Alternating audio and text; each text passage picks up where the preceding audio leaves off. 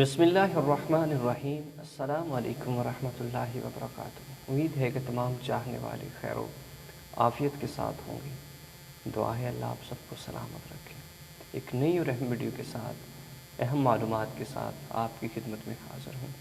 एक ख्वाब की ताबीर कि अगर आप पानी के अंदर नहा रहे हैं, पानी के अंदर आपने नहाया, तो इसकी ताबीर क्या हो सकती है। ऐसी ख्वाब आई कि जिसके अंदर आप गुस्ल कर रहे हैं, नहा रहे हैं। एक अहम ख्वाब है, एक अच्छा ख्वाब है, जिसके बारे में हर इंसान के दिल में ख्याल आता है कि जब भी ये ख्वाब आता है, ये क्या है, इसकी ताबीर क्या हो सकती है। प्यारे साथियों, अहम मालूमात है, इसको ज़रूर पूरा देखिएगा। अगर आप चैनल पर नए हैं तो चैनल को सब्सक्राइब कर लीजिए और वीडियो को लाइक कर दीजिए। प्यारे साथियों, अहम मालूमात, अहम ख्वाब कि ख्वाब के अंदर अगर आप नहा रहे हैं पानी के अंदर, तो इसकी ताबीर क्या हो सकती है। नहाना इंसानी सेहत के लिए एक अच्छा अमल है कि जिससे इंसान की मैल कुचैल बीमारियां दूर होती हैं। नहाने से इंसान की सेहत के ऊपर अच्छे असरात आते हैं। इसकी अगर ताबीर के रुख के बारे में देखा जाए कि ताबीर के अंदर इसकी क्या क्या है, ताबीर इसकी किस जानब इशारा कर रही है, तो दोस्तान मोहतरम,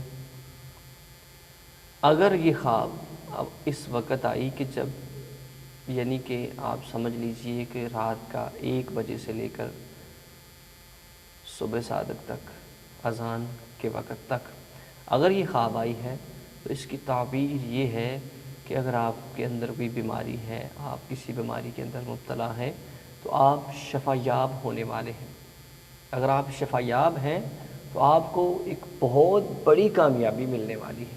इसकी ताबीर ये बनती है। अगर दिन के हिस्से में ख्वाब आई तो इसका कोई ताबीर नहीं, इसको छोड़ दीजिए, किसी से भी शेयर ना कीजिए।